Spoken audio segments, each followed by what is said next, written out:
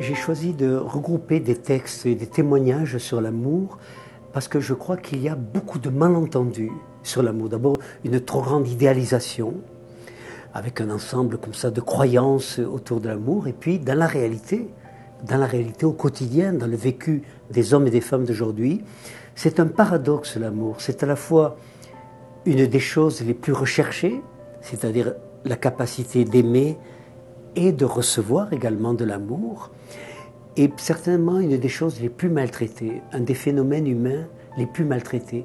C'est ce qui explique d'ailleurs que 2 couples sur 4 aujourd'hui se séparent, et se séparent non pas parce qu'ils ne s'aiment plus, mais parce qu'ils ne sont pas arrivés à se proposer une relation de croissance mutuelle dans la durée, une relation dans laquelle on donnerait le meilleur de l'autre, on donnerait le meilleur de soi pour rencontrer le meilleur de l'autre. Alors dans ce livre, d'abord, je démystifie ce que j'appelle les pseudo-amours.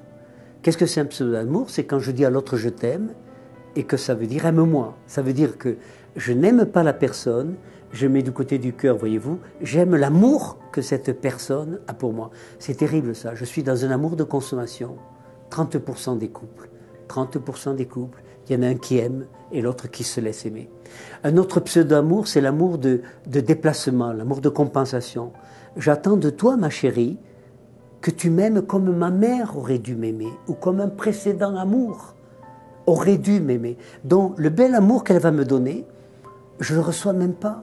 Il tombe, ça c'est terrible, parce que celui qui aime, il a l'impression qu'il aime dans le vide. Aujourd'hui, à l'âge que j'ai, 77 ans, la meilleure image que j'ai de l'amour, c'est l'image musicale. Ça veut dire que l'amour est semblable à je le mets du côté du cœur, voyez-vous, à une note de musique qu'il y aurait chez moi, une note de musique qu'il y aurait chez ma brune, et quand ces 2 notes se rencontrent, et qu'elles s'harmonisent, qu'elles vibrent ensemble, et que ça fasse du Mozart, ou du Schumann, ou du Jean-Jacques Goldman, si on aime Jean-Jacques Goldman, ça c'est ce que je souhaite à tous ceux qui m'écoutent, de rencontrer au moins une fois dans leur vie ce type d'amour, un amour qui vibre ensemble. C'est la meilleure image que j'ai de l'amour aujourd'hui. Alors, c'est vrai que dans ce livre, je tente de transmettre, d'abord à mes enfants, je suis le père de 5 enfants, tous mes livres d'ailleurs c'est dans leur direction, parce que nos enfants c'est notre part d'éternité, donc j'essaie de leur transmettre ce que je crois être le meilleur de l'amour, démystifier les pseudo-amours, sentir que si on aime, il faut nourrir cet amour, l'entretenir au quotidien, donc ne pas s'endormir, parce que souvent dans le mariage, ben ça y est, on est marié, on s'installe confortablement. Non, non, ça doit être réinventé tous les jours. En commun. Réstimuler chez ceux qui vont me lire, homme ou femme, c'est 3 choses au moins.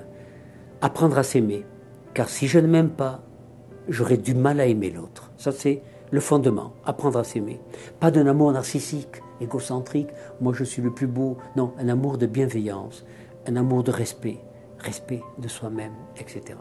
Deuxièmement, apprendre que nul ne sait à l'avance la durée de vie d'un amour. Donc, vivez-le au présent, ne passez pas à côté, ne remettez pas demain. Combien j'entends des couples, on travaille 9 heures par jour, etc., on tient un commerce, mais à la retraite, ah non, à la retraite, ça risque d'être trop tard. Apprendre à vivre l'amour au présent. Et ce que j'appelle surtout un amour en réciprocité. C'est pour ça qu'il faudrait ajouter un qualificatif chaque fois qu'on parle d'amour, le don d'amour. Ça veut dire que c'est quelque chose que j'ai à donner.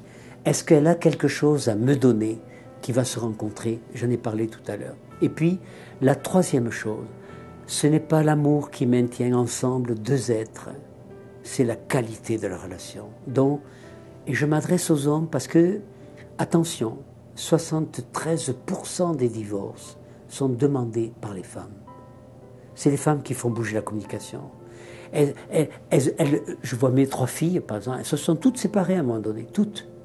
Elles ont reconstruit des couples, voilà. Et elles sont actuellement, au moins pour 3 d'entre elles, les 3, dans des relations qui apparemment tiennent la route, parce que elles ont tenté d'apprendre à la partenaire à mieux communiquer. Communiquer, ça veut dire mettre en commun. Mettre en commun.